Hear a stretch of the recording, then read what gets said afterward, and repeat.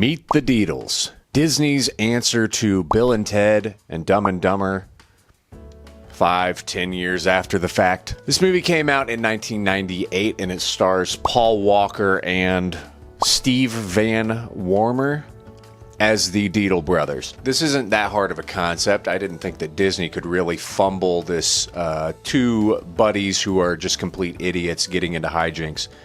They do. This movie is not very good. The movie starts off by immediately letting us know that the Deedle boys, they are rich. They live in a giant mansion in Hawaii close to the beach, and all of their rich friends come over to wake them up on their birthday. They're 18 now, totally legal. They head out into the ocean and parasail, where they're spotted by a cop on a futuristic jet ski, and this cop hates the Deedles. They are skipping school, and this just drives him insane. He tracks them down on his jet ski, yelling at them. They cut themselves out of the parasail. Instead of flying away from jet ski cop, they head towards him. They kick him off his jet ski into the water. Amazingly, no one gets caught up in the parachute and drowns. Jet ski cop just completely loses his shit. Cut to them in their mansion being reprimanded by Daddy Deedle.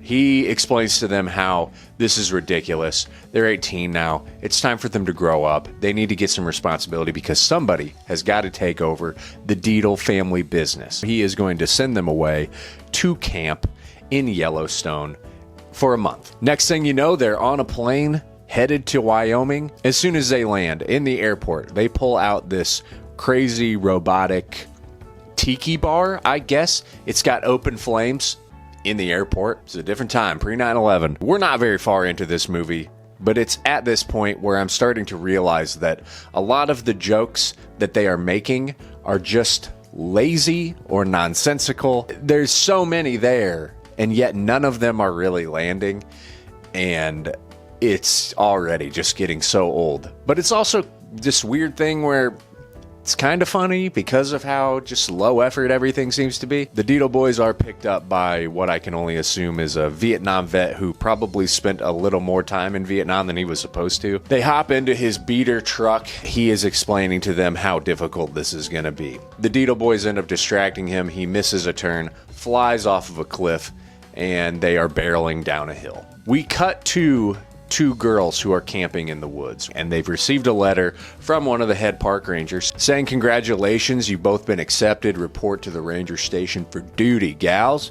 They're excited. They're pumped until a truck rolls through the woods and smashes through their tent and just completely fucks up their day. The truck finally meets its end by smashing into a rock. This sends all three of its passengers flying through the air. The vet sees a broken surfboard and their hats in the river, and he immediately assumes that they're dead. And he's like, "Fuck this, man. I'm not going back to prison." So he just runs off into the woods. The Deedle boys are fine, though. And because they smashed through the girls' camp spot, they now have their clothes, and because their clothes are wet, they just put on the girls' clothes. They relocate some of the other stuff that they lost, like their portable robot tiki bar. They have gas-powered skateboards for some reason, and they just start bombing this hill. They're going to head back home to Hawaii and tell Dad what happened. This little stunt, however, leads to some vehicular mayhem. They even end up causing a Bavarian circus truck to crash, which a bunch of the animals escape into Yellowstone. This all culminates with them smashing headfirst into the ranger station. The rangers finding them and saying, "Oh, God, these are my new recruits." They wake up in the infirmary and then find out, "Hey, you've been mistaken for these recruits, so get to work." They meet their new trainer, who is an absolute bombshell. They're put on prairie dog duty. There's a million prairie dogs just ravaging the area, causing complete chaos, attacking campers. It's nuts, and somebody has got to get this prairie dog problem under control. From the surface, we cut underground, and there's some guys living underground, watching what's happening above with all of the prairie dog chaos. One of them is Robert Englund, Freddy Krueger. The other, fantastic, amazing, unhinged actor, Dennis Hopper. This prairie dog problem, he caused it. He is a disgraced park ranger, and this is his evil plot. His name is Slater. He was a former head ranger. He uses this drill with kibble to route the prairie dogs into wherever he wants them to go. The Deedle boys are also informed that Mel and Mo, who they've been mistaken for, are actually naturalists. They eat bugs and plants and pine cones. So naturally the boys have to also eat dishes of bugs and pretend that they are eating stuff from the earth. They go for a morning hike with the rest of the park rangers, and then they go rappelling. Phil becomes obsessed with Jessie, who is their trainer. We find out that she is actually the head park ranger, Doug Pine. It's his daughter. This infuriates him. He doesn't want these boneheads dating his daughter. Of course, who would? Then they're put on working the front gate, and this is when they start this kind of funny bit where they are confiscating everybody who's trying to come into the park. They take all of their food away because they've been eating nothing but like rocks. Doug informs them that they have to get this prairie dog problem under control because there's a big celebration coming up with Old Faithful, and we need to get these prairie dogs out of here because they're just going to ruin this whole experience. They shut the door to Pine's office, and the entire building collapses in a kind of Buster Keaton-esque little bit. It's kind of fun. Up to this point in the movie, the best parts are when we cut to Slater and the crew underground. Dennis Hopper, for all of the madness that we've seen out of him as an actor, in this, totally phoning it in, which is so unfortunate. Robert Englund, he's putting in the work. The other two guys, Crab and what I can't remember their names, they're putting in the work. They're fun to watch. They're entertaining. They're trying here. Hopper, unfortunately, it's like he couldn't care less. Jessie is cleaning a helicopter. She's washing it down. Phil comes up and is like, "Hey, you need any help?" Of course, gets in and turns it on. He says the fan blades will dry it off. Chopper gets off the ground. He's hanging out the side of it. It's a whole thing. Somehow, this is just not funny. Jessie saves him, not even pissed about it. She finds it charming. She seems to be falling for this complete idiot who could have just crashed a helicopter into a campground. The boys finally start taking the P-Dog problem seriously, and Phil finds one that he names Petey. Petey becomes a recurring prairie dog that they use for their different tactics of trying to take care of the problem. They concoct some kind of a fart or poop bomb that they are going to send down with Petey into the prairie dog burrows. This bomb goes off on a bus of people, and all these people start coming off of this bus, seemingly shitting themselves. This is a pretty funny bit, actually. I laughed at this one. The girls who Phil and Stu are pretending to be, they have been stuck in a tree this whole time. A bear who escaped from the Bavarian circus has run them up a tree. They've been living off pine cones. The bear is gone now. They've come down.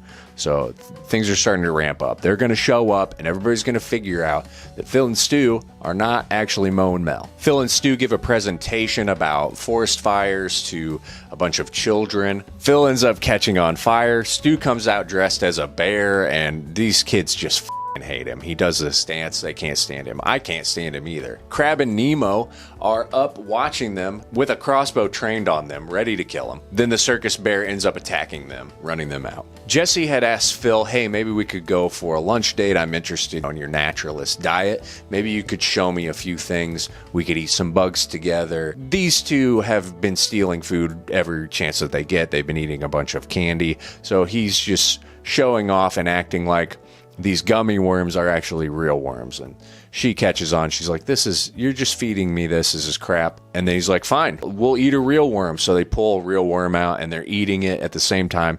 And then Lady and the Tramp style, they end up kissing, eating a worm. Then he calls her roadkill, and she's like really into this. Mo and Mel show up finally, and Doug is like, "Wait, you're my recruits? Then who the hell are these two boneheads?" He's pissed. They're hauled off by Doug, and they explain how they just want to help. And if they just let them prove themselves, then maybe they'll see, this is all in a way for them to show their father that they actually are worth a damn. Crab and Nemo attack the helicopter. All hell breaks loose. Doug falls into a river, getting washed away in the rapids. Thinking fast on their feet, Stu and Phil, they grab some stretchers, and they start surfing on them in the rapids. This whole thing is just insane. It uses this weird CGI overlay of them surfing, but looking like they're surfing in the rapids. It actually kind of works, though. It's really weird. It's interesting. After this, Doug is all in. He's like, "You guys saved my life. If you can stay here, take care of this problem, figure all this out, you can be park rangers. It's that easy." They throw this big party. We're going to have a luau. We're going to kick it Hawaii style. We'll show you how the Deedle boys get down here in Yellowstone. And the circus bear shows up. Everybody thinks it's Stu in the costume. And the Bavarian circus man is at this party. He sees this bear. He's like, hey, What are you doing? What are you doing? The bear notices him and is like, F this, no way. He hops in a Jeep and drives away? I don't know what the f is happening. To explain the dynamic of the two Deedle boys, Phil and Stu, Phil is just an idiot. He's just a pretty idiot. All he does is cause problems and get some pussy. Stu, on the other hand, is also an idiot, but seems to be pretty technologically savvy. He does a lot of things with satellites and computers. None of it really made any sense to me, but he has figured out a way to map the prairie dogs and how they're moving underground. At this luau party, Stu leaves for a bit and he gets knocked out. Slater sneaks in dressed like a park ranger. Nobody questions this at all. He goes and finds their prairie dog plan. Phil and Jesse sneak off. They go to a waterfall and things start to get a little freaking steamy. This getting a little hot. They start making out, and then the next scene, it's insinuated that he busts this geyser, goes off, and this is good stuff. We are at the big Old Faithful ceremony, and Slater blows the entire thing up. He literally blows up Old Faithful. Phil and Stu thrown out of the park. You can't be here anymore. You didn't get the job done. Things went horribly wrong. Nobody knows that Slater did this. They just think that this is the prairie dogs, this was your job, and you didn't do it, so get out. They look at the prairie dog map that Stu has concocted with the satellite imagery, and they're looking at it as if this is the first time they've seen it, and then they're like, oh my god, this was a bombing, something went wrong. So they parasail back into the park, hitching a ride on the back of the old Vietnam vet's truck. He goes off a cliff again.